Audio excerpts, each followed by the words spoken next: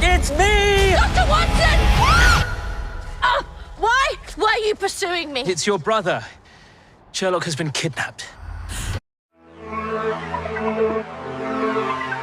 So hey guys, what's up and welcome back to the Pop Corner. This is Asad, your host, and guys, in this video we are going to talk about the third installment of Millie Bobby Brown's movie franchise on Netflix, Enola Holmes 3. Yes guys, Enola Holmes 3 is out now on Netflix, and as like most of you guys, I had no idea that this movie is coming out today. And I just caught this movie by accident because I was looking on Netflix there that if there's a new release today or not. So I found out that Enola Holmes is released and it is streaming on Netflix. So instantly I started to watching it, and in this video I will be sharing my opinion about this movie, what I think about it, what I felt that didn't work for me, what I felt about worked for me. Everything I will talk about it in this video, and this video is going to be unscripted, so there might be some spoilers in this video too. So without wasting any more time, let's jump into it. So as those who you guys have seen the trailers tell the whole story about the movie, that in this movie Sherlock Holmes is missing and he is being kidnapped apparently, and Enola Holmes was going to get married with Lord Tewkesbury, and now she has to find Sherlock first. So this is basically the whole plot of this movie that the Netflix told us from the trailer, because Moriarty is coming back in this movie, which I had no idea. I thought this movie is going to be completely different. This movie is going to have a completely different villain, but they brought back the old villain from the second Enola Holmes movie. And honestly, while watching this movie, I was feeling that they really nerfed down Moriarty's character in this movie franchise, because the Moriarty I know is from the Sherlock series, from where Benedict Cumberbatch plays Sherlock. He was more intelligent than Sherlock Holmes himself, and that's why the scenario in that show, it was really thrilling, because Moriarty is always one step ahead of you. But in this movie and in this franchise, they have nerfed it down, and in this movie Moriarty was like just another villain. And that really felt bad, because Moriarty is a very good character, because I have seen it. And if we talk about the length of this movie, the movie is so big. I think it is almost 2 hours long, and it doesn't do any justice with the movie. I mean, movie felt so much dragged in the first half. The first half is for only the build up where this movie is going.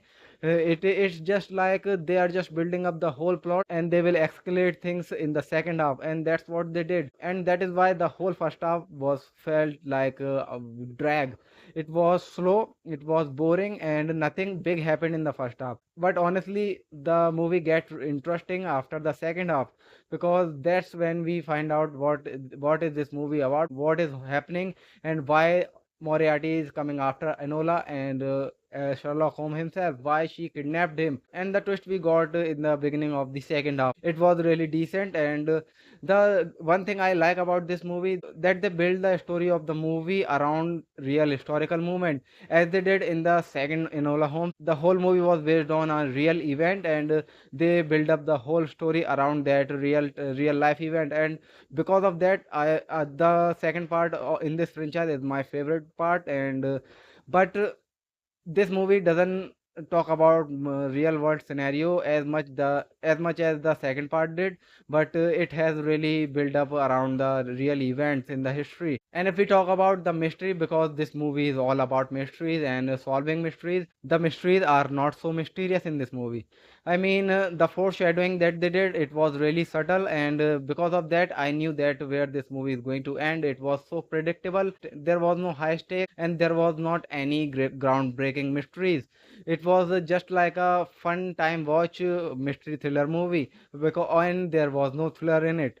So this movie doesn't work for me. And while this movie is not an action movie, it is a mystery and solving mystery thriller kind of movie. But let's talk about the action, because this movie has a little bit action, and whatever amount of the action this movie has, it was terrible. I mean, they literally cut the shot 3 times in one punch. The action sequence was filled with cuts, and it was all like one punch from the one angle, then the other punch is from the other angle, and that is why the action is not good. It was terrible. It was one of the worst thing about this movie.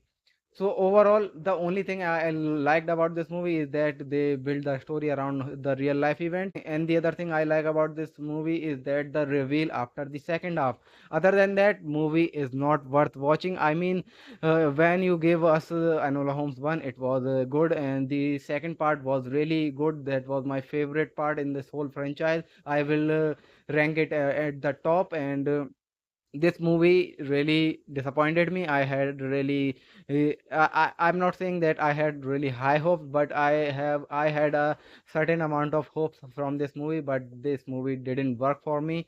And because of that, I didn't had fun while watching it, and I would not watch this movie again.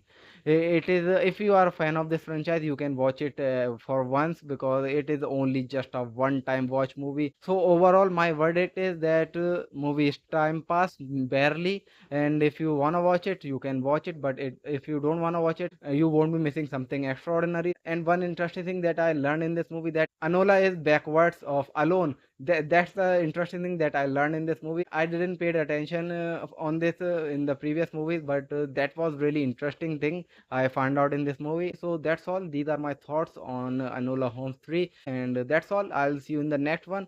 Till then, take care.